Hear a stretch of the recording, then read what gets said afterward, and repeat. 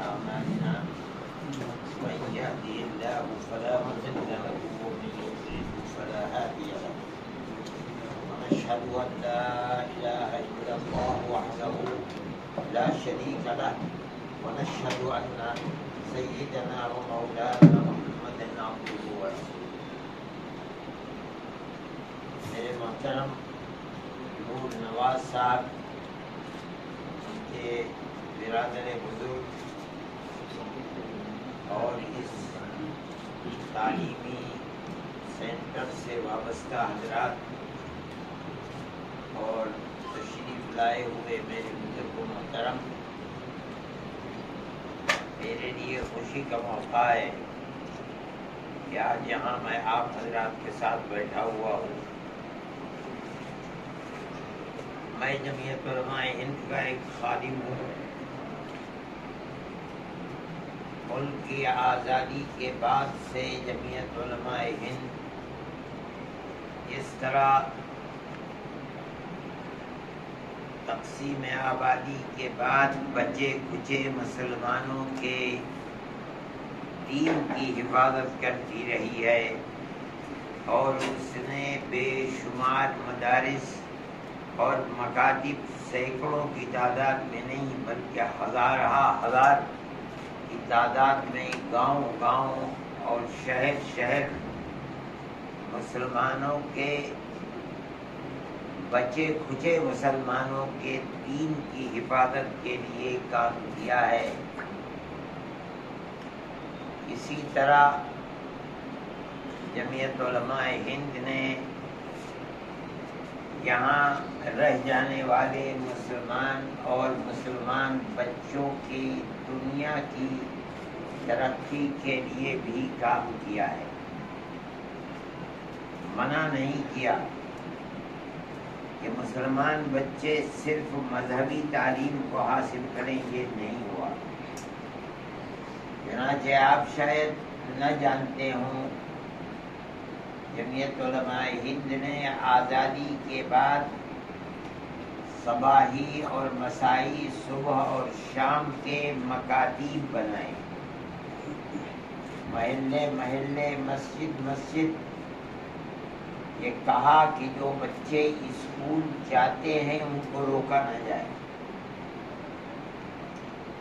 مسلمان قوم کو جس طرح مفتی کی ضرورت ہے، حافظ کی ضرورت ہے، عالم کی ضرورت ہے، اسی طرح مسلمان قوم کو ڈاکٹر کی بھی ضرورت ہے، اسی طرح ایڈوکیٹ کی بھی ضرورت ہے، انجینئر کی بھی ضرورت ہے، پروفیسر کی بھی ضرورت ہے۔ اس لیے کہ جمہوریت کے معنی یہی ہیں کہ گورنمنٹ اپنے ملک میں بسنے والے لوگوں کی ترقی کے لیے جو بھی وسائل اس کے پاس ہیں بغیر کسی اونچ نیچ اور تخصیص کے لوگوں کی مدد کرے، اور لوگ اس سے استفادہ کرنے کے بعد اپنے ملک کی ترقی کے لیے جو جس طریقے پر بھی خدمت کر سکتے ہیں خدمت کریں۔ اسی کا نام جمہوریت ہے۔ انہوں نے اس بنیاد کے اوپر مسلمان کو دنیا کی تعلیم سے روکا نہیں، لیکن یہ ضرور کہا کہ صرف دنیا کی ترقی کے اندر اگر اپنے دین کی حفاظت نہیں ہوگی اور مسلمان یہ نہیں سمجھے گا کہ وہ اور اس کے باپ دادا پردادا مسلمان تھے، تو دنیا کی یہ ترقی اس کی اس دنیا ہی پر ختم ہو جائے گی، آخرت کے اندر اس کو بھی نہیں ملے گا۔ ہم بھی جمعیت علماء کے خادم ہیں۔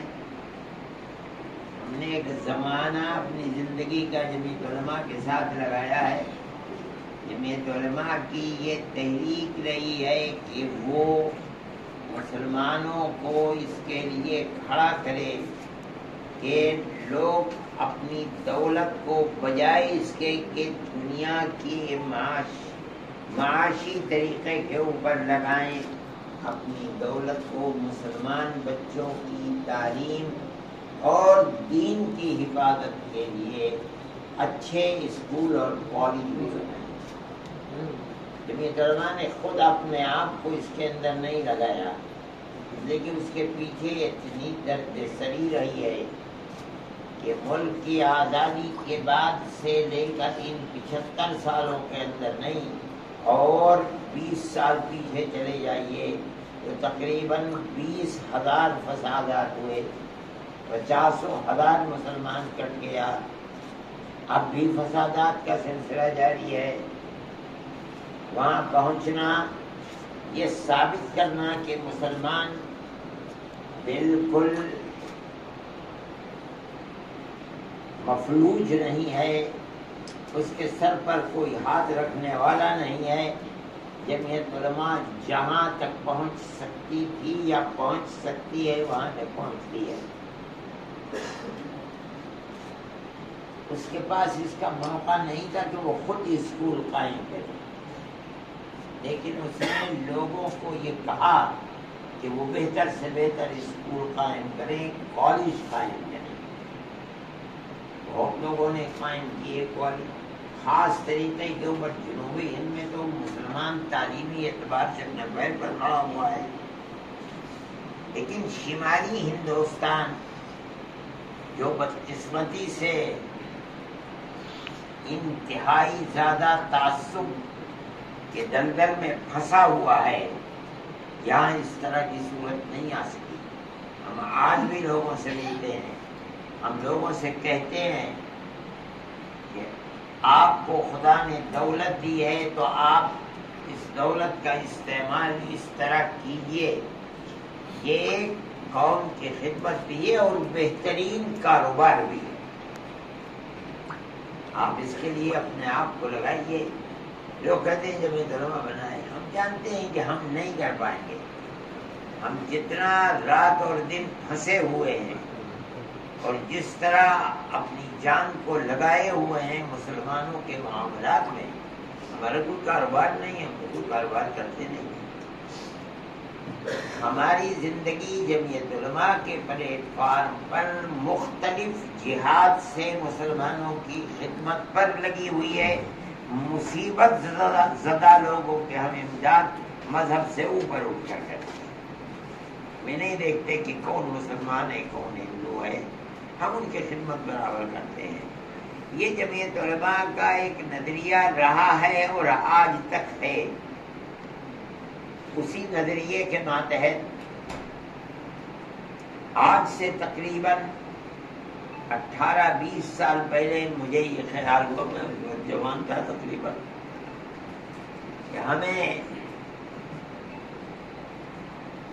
دیوبند جیسی مفلوق الحال بستی، جس کے پاس کوئی کاروبار نہیں ہے، کوئی فیکٹری نہیں ہے، کچھ کرنے کے لیے نہیں، غریب بستی ہے، دنیا میں پہچانی جاتی ہے صرف اور صرف دارالعلوم دیوبند کے نام سے، ورنہ اس بستی میں کچھ بھی نہیں ہے۔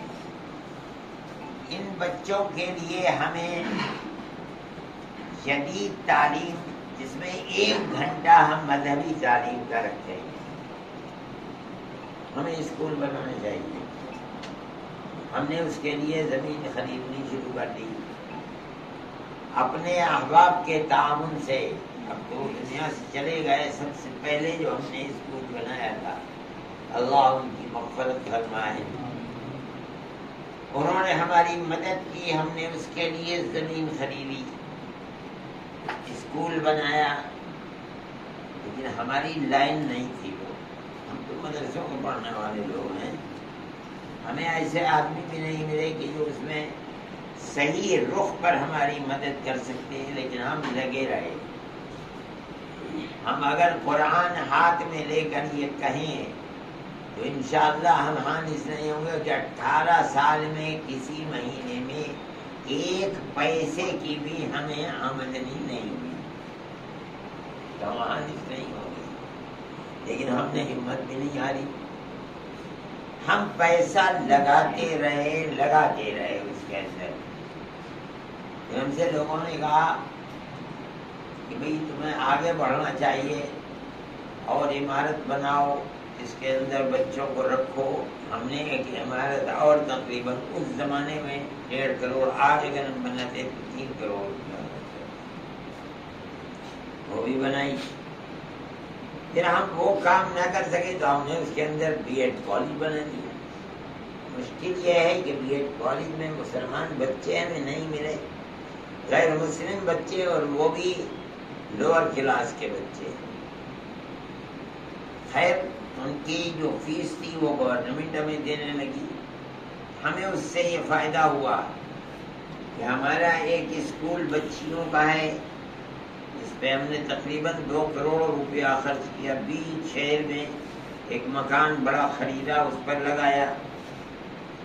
3 منزلہ عمارت، بلکہ 4 منزلہ ہم نے بنا ڈالی عمارت. اس کے اندر بچیاں پڑھ رہی ہیں، ابھی ابتدائی درجے میں ہے، 3ری کلاس چل رہی ہے. پھر ہم نے بچوں کا چل رہا تھا تقریباً 18 سال سے. ہمیں اس بی ایڈ کالج سے ان کی تنخواہ دینے کے لیے پیسہ مل جاتا تھا. ہمیں دگنا سکون ہوا. لیکن آج کل گورنمنٹ کے حالات خراب ہیں، یوپی گورنمنٹ کے بھی حالات خراب ہیں مالی اعتبار سے. اب آج کل وہ پیسہ بھی ہمیں نہیں مل پا رہا ہے. ٹھیک ہے، ہمارا تو کام کسی منفعت کے لیے نہیں ہے، ہم تو خدمت کرنا چاہتے ہیں قوم کی. وہ لڑکے ہیں پڑھ رہے ہیں. ہم نے زیادہ توجہ کی دیہات کے بچوں پر، مسلمان بچوں پر، تاکہ شہر کے بچے تو ماں باپ ان کو پڑھا لیتے ہیں، بہت اسکول ہیں، لیکن ان کے پاس اسکول عام طور پر نہیں ہوتے ہیں، اور جو اسکول گورنمنٹ کے بنا ان کا کوئی معیار نہیں ہے. ان میں پڑھنے والا بچہ کمپٹیشن کے اندر بیٹھ جائے، یہ اس کے اندر ہمت نہیں ہو پاتی ہے. ہمیں اس پر بڑی مشکل کا سامنا کرنا پڑا کہ جو شہر کے بچے آتے تھے، جیسے دیہات کے بچے آئے تو شہر کے بچوں کے سرپرستوں نے انہیں بھیجنا بند کر دیا کہ ہم اپنے بچے کو دیہات کے بچوں کے ساتھ نہیں رکھیں گے، ان کے عادات خراب ہو جائیں گے. مگر ہم تو ایک مقصد کے تحت چلے تھے، اس لیے ہم نے ان میں سے کسی چیز کی پرواہ نہیں کی.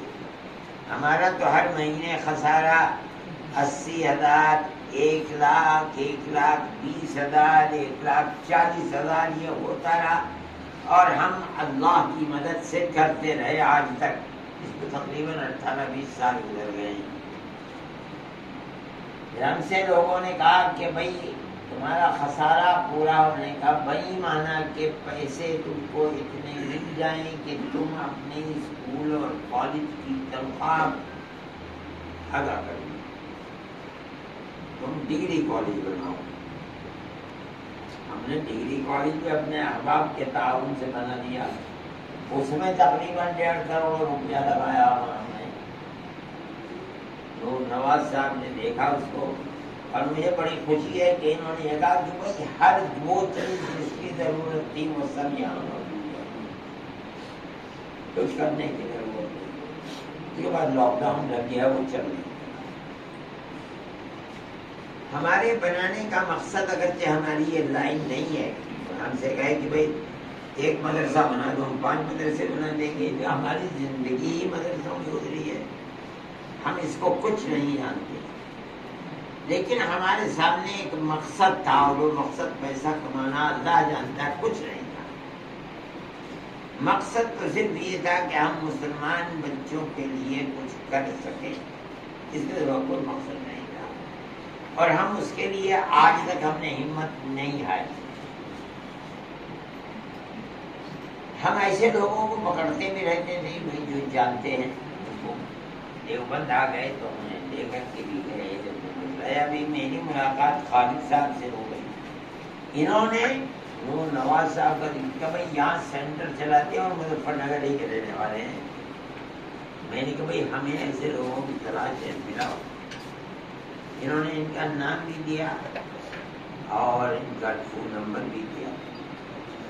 لیکن میں اپنے جھگڑوں کے اندر جمعیت کی جماعت کے پھنسا رہا، میں ان کو فون نہیں کر سکا. پھر میں نے ان کو فون کیا، پھر میں نے نواز صاحب کو بھی فون کیا اور میں نے یہ کہا کہ بھئی آپ دیوبند آئیں اور آ کر کے دیکھیں ہمارے ادارے. ہم یہ چاہتے ہیں کہ ہم غریب مگر باصلاحیت بچوں کے لیے اگر کوچنگ سینٹر ممکن ہے اور یہاں بن سکتا ہے تو آپ ہماری عمارتوں کو دیکھیے. ہمارے پاس زمین بھی موجود ہے. ہم ان 18 سالوں کے اندر ہم نے 5 بیگھے سب سے پہلے زمین خریدی تھی. 1,25,000 روپے بیگھا 18-20 سال پہلے. ہم سے وہاں کے لوگوں نے کہا بھائی تم نے زمین کے ریٹ خراب کر دیے. پہلے یہاں زمین 1,25,000 روپے بیگھا ہوگی.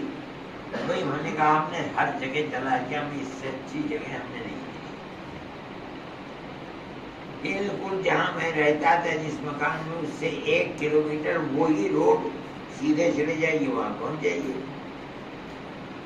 پھر ہم نے اس کے ارد گرد زمینیں خریدنی شروع کر دی. اللہ کا فضل ہے اس وقت ہمارے پاس زمین تقریباً 25-30-35 بیگھے زمین ہے. اور زمین ہے ہم اس کے اندر ہم نے آدھی سے بھی کم زمین کے اوپر B.Ed کالج بھی بنا لیا. پھر ہم نے ڈگری کالج بھی بنا دیا. اس سے پہلے 8ویں تک کا اسکول بھی ہے. شہر کے اندر جا کر کے ہم نے بچیوں کا بھی اسکول بنا دیا. یہ سب کام ہم نے کر لیے مگر ہمیں راستہ کامیابی کا نہیں مل رہا تھا. انہوں نے دیکھ کر بلڈنگ کو پسند کیا. ہماری ان سے بات ہوئی کہ بھائی آپ ہماری مدد کریں اس راستے پر چل کر جہاں ہم مسلمان بچوں کی خاص طور پر کوئی قید نہیں ہے کہ مسلمان اور غیر مسلم کے ہم کو قید کریں گے نہیں. اگر باصلاحیت بچے اور غریب بچے ہمارے پاس آتے ہیں تو ہم ان کو واپس نہیں کریں گے انشاءاللہ. اگرچہ وہ ہندو ہوں گے.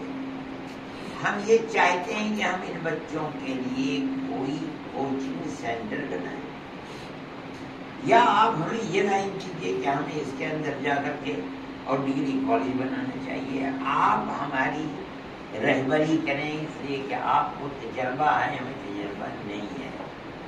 میں ان کا بہت ممنون مشکور ہوں کہ انہوں نے مجھے راستہ دکھانے کے لیے میری مدد کی. اللہ ان کی مدد فرمائے. اب میں بوڑھا ہو گیا ہوں. میری عمر 80-82 سال کی ہو گئی ہے. میں چاہتا ہوں کہ اپنی زندگی کے اندر جو میں نے اتنا پیسہ خرچ کر کے میں ہو سکتا ہے کہ 15-20 کروڑ روپیہ میں نے اس کے اوپر خرچ کر دیا. اس سے بھی زیادہ خرچ کر دیا بنایا ہے. خدا کرے یہ قومی اعتبار سے مسلمانوں کے لیے خاص طور پر غریب مسلمانوں کے لیے اور اس کے ساتھ ساتھ ہندو بچوں کے لیے بھی جو پڑھنے کا شوق رکھتے ہیں ہم ان کی مدد کر سکیں.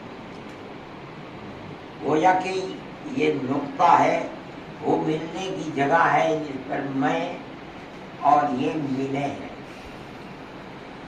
خدا کرے اللہ ہمیں اخلاص و للہیت کے ساتھ صرف خدمت خلق کے لیے کرنے کی توفیق عطا فرمائے اور یہ ہمارا ساتھ دیں ہم ان کا ساتھ دیں. آج کی اس مجلس وہ صرف اسی لیے بلایا گیا ہے کوئی اس کے اندر شور و شر نہیں مچایا گیا. جو حضرات کے جاننے والے ہیں آپ حضرات کو بلایا گیا. ہم نے یہ طے کیا ہے کہ ہم کوچنگ سینٹر بنائیں گے انشاءاللہ. چل ہی رہا ہے. یہاں بھی بنائیں گے دیوبند میں بھی بنائیں گے.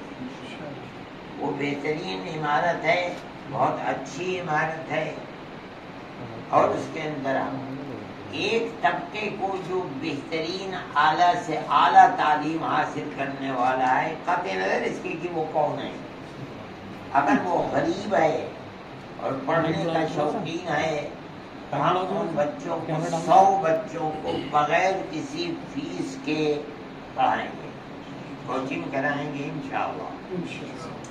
اس کے بعد جو دوسرے بچے ہیں ہم ان کے اندر اس کی اس حیثیت کے مطابق کہ اس کے باپ کی کیا حیثیت ہے اور اس کی کیا حیثیت ہے اس اعتبار سے ہم اس کو سہولت دیں گے، پیسہ لیں گے اس کا. کس طرح لیں گے پیسہ، وہ ہماری ایک گفتگو ہے جس کے اندر ہم بیٹھیں گے.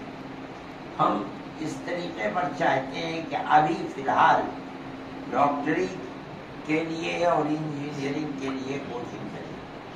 اگر اللہ نے ہماری نصرت فرمائی اور مدد فرمائی اور ہم اس کے اندر کامیاب ہو گئے تو میری ایک بڑی پرانی دیرینہ خواہش ہے کہ ہم سول سروسز کے لیے کوچنگ سینٹر بنائیں انشاءاللہ. اور چونکہ اس کے اندر جو بچے کامیاب ہوں گے وہ اللہ کے بندوں کی خدمت کے لیے بہت بڑے مواقع ہیں ان کے پاس، اور وہ گورنمنٹ کی کرسی پر بیٹھ کر کے غریبوں کی بے پناہ مدد کر سکتے ہیں. خدا کرے اللہ ہماری مدد کرے اور ہم اس کے اندر کامیاب ہو جائیں. یہ ہماری اپنی دل کی خواہش تھی، اس کو ہم نے آپ کے سامنے پیش کیا. ہم یہ سمجھتے ہیں کہ دنیا کی اصلی تعلیم بھی ایسی چیز نہیں ہے کہ کوئی آدمی اس کی اہمیت کو ختم کر دے. ہمارے نزدیک اس کی بہت بڑی اہمیت ہے. بس ہم چونکہ ایک مذہبی آدمی ہیں، ہم یہ سمجھتے ہیں کہ مسلمان اگر اپنے مذہب سے جڑا ہوا نہیں ہے تو وہ چاہے بام عروج پر کہیں تک بھی پہنچ جائے، مگر وہ ایسی کنارے پر کھڑا ہوا ہے کہ ہو سکتا ہے کہ اس کی آخرت کی زندگی برباد ہو جائے. ہمارا نظریہ یہ ہے. ہم یہ چاہتے ہیں کہ بچے کو ہم اتنی مسلم بچے کو اتنی تعلیم دیں کہ جس سے وہ یہ جاننے لگے کہ میں مسلمان ہوں. بس اس سے زائد کوئی اور چیز نہیں. ہم اس لیے یہ چاہیں گے کہ جو مسلم بچے ہیں آدھا گھنٹہ، پون گھنٹہ، 1 گھنٹہ اس کو روزانہ صرف اسلام کی بنیادی تعلیم کے مسلمان کہتے کس کو ہیں اور ایمان سکھلائیں. اور ایمان کے بعد اللہ کے نبی سے پوچھا گیا کہ ای شیء احب الی اللہ تبارک و تعالی بعد الایمان باللہ، اے اللہ کے نبی ایمان کے بعد دنیا میں کون سی چیز اللہ کو سب سے زیادہ پسند ہے؟ تو آپ نے فرمایا الصلاۃ لوقتها، نماز کو اپنے وقت کے اوپر پڑھ لینا. یہ اللہ کے نبی کا فرمان ہے. ہمارا ایمان ہے کہ جو انہوں کی زبان سے نکلا وہ حق ہے، جو انہوں نے کیا وہ حق ہے. کیونکہ انہوں نے جو فرمایا ہم اسے سر اور آنکھوں پر ایک اٹوٹ چیز سمجھتے ہیں. اس لیے ہم بچوں کو یہ سکھلائیں باقی زندگی کیسی گزرتی ہے کہ اللہ کے قبضے قدرت میں وہ گزارے. یہ ہماری آج کی میٹنگ کا خلاصہ ہے. اب یہ ہمارے رہبر ہیں، ہم ان کے پیچھے چلیں. مولانا کتنے بچے ہوں گے اس میں، اور یہ کس طریقے سے کیا سب ابھی فی الحال 500 بچوں کے لیے ارادہ کیا ہے یہاں. پھر یہ وہاں بھی ہم نے ان کو پورا دکھلایا ہے. ہاں